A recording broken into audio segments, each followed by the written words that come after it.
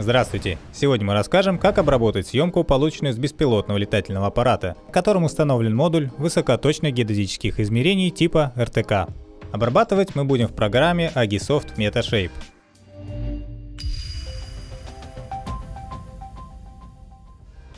Перед началом обработки нам необходимо настроить программу Agisoft MetaShape. Для этого мы заходим в настройки, меняем язык на русский, нажимаем кнопку «Применить». Также мы советуем изменить тему на классическую, потому что она приятна глазу. В параметрах GPU проставляем галочки, если они у нас не проставлены.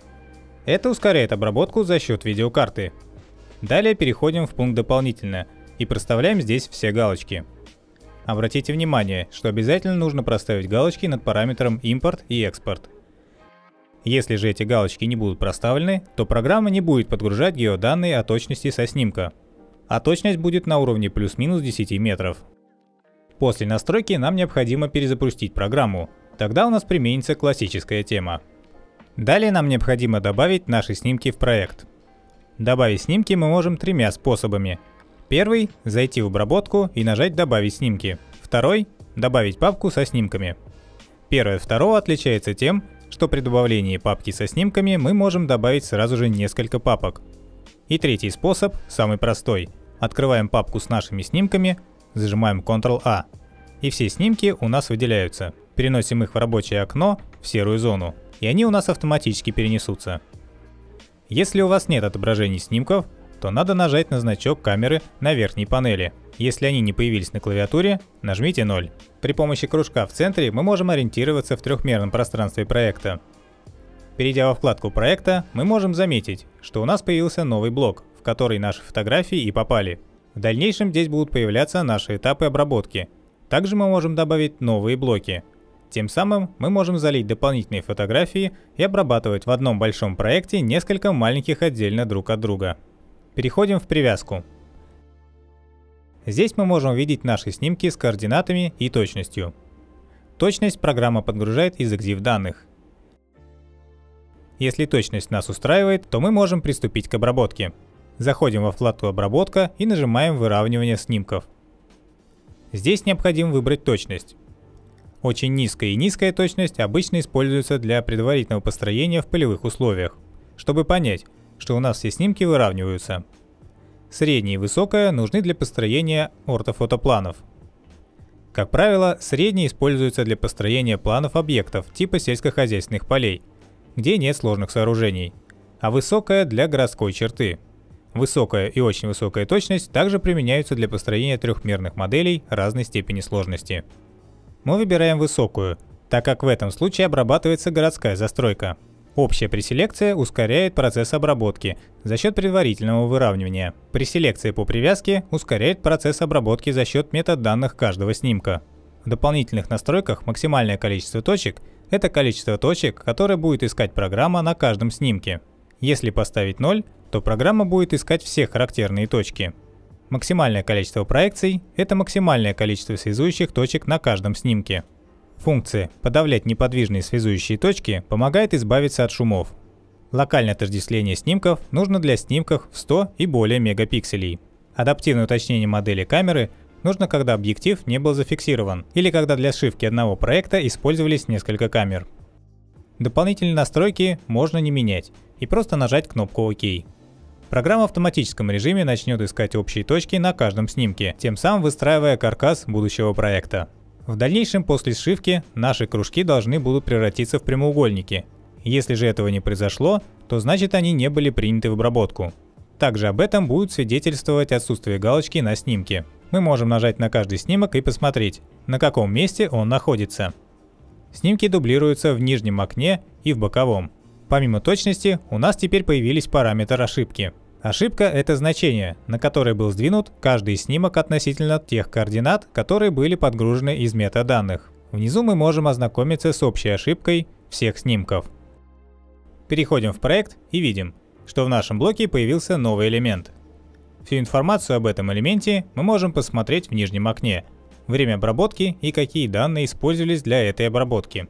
Если результат нас устраивает, то мы можем перейти в обработку и построить плотное облако точек. Здесь нам необходимо выбрать качество.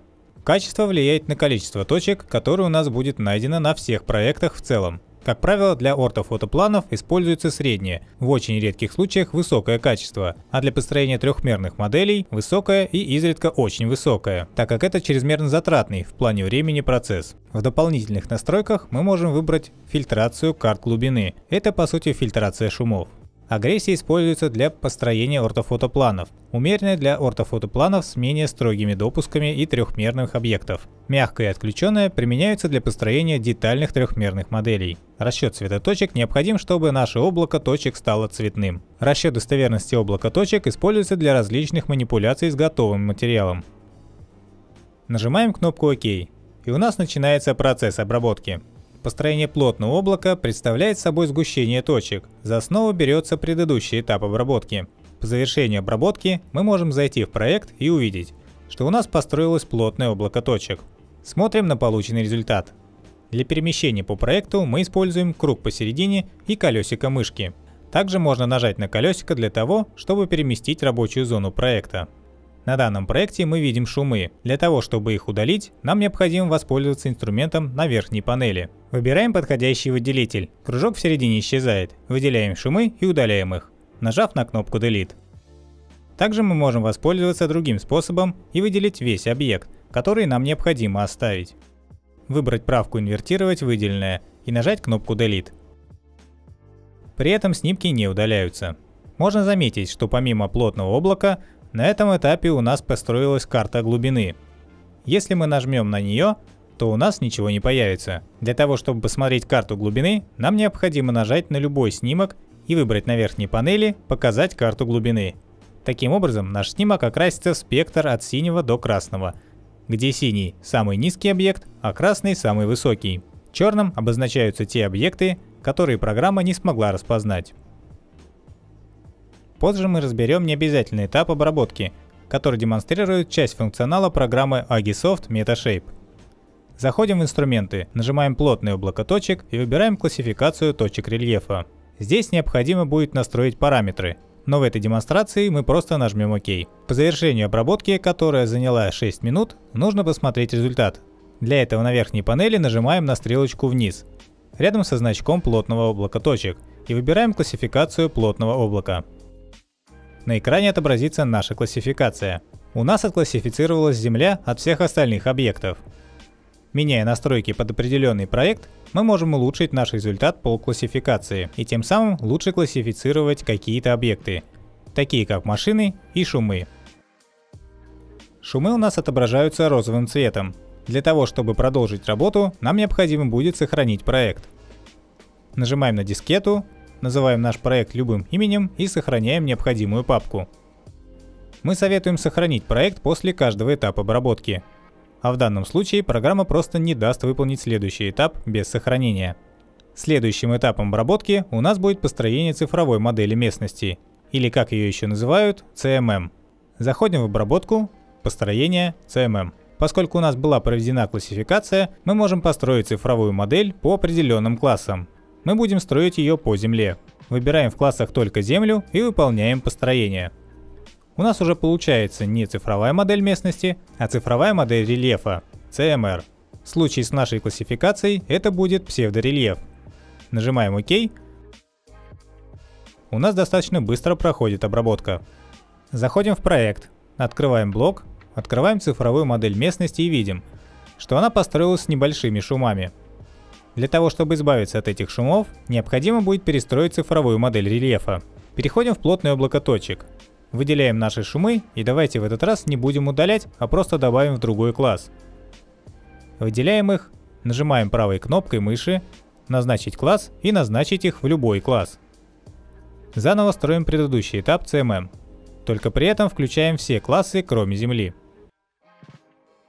Теперь у нас появился новый класс вода. Мы его выключаем, нажимаем ОК. Ждем пару секунд. Остались еще небольшие шумы, которые можно было бы исправить.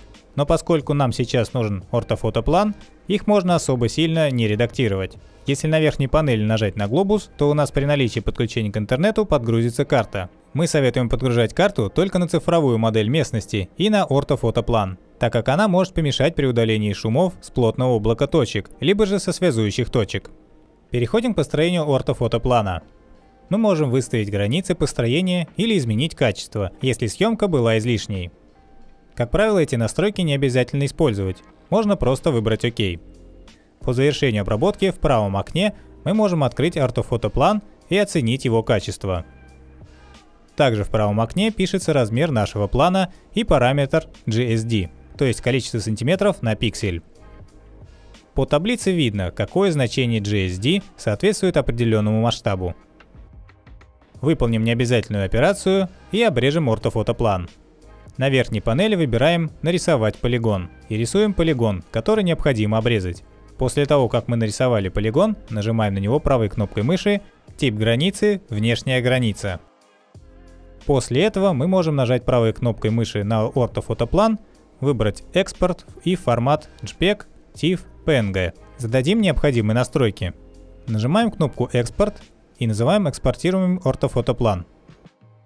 В файл формата TIFF уже вшита система координат. Мы можем открыть его в любой геодезической программе и начать обработку, к примеру, векторизацию или же какую-то другую операцию.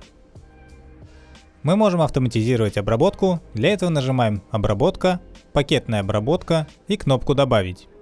Добавляем блоки, к примеру, первым этапом будет выравнивание снимков. Вторым станет построение плотного облака. Третьим – создание цифровой модели местности. Четвертым этапом сделаем ортофотоплан. Естественно, между этими блоками необходимо будет добавить блок, который будет называться «Сохранить проект». Также каждый блок можно будет отдельно нарисовать. Вы можете один раз составить этот список и потом каждый раз его применять ко всем своим проектам.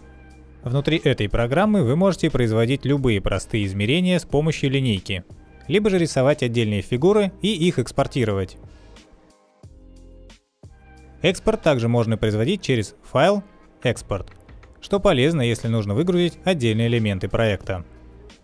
В заключение хотелось бы отметить, что данный способ обработки является базовым.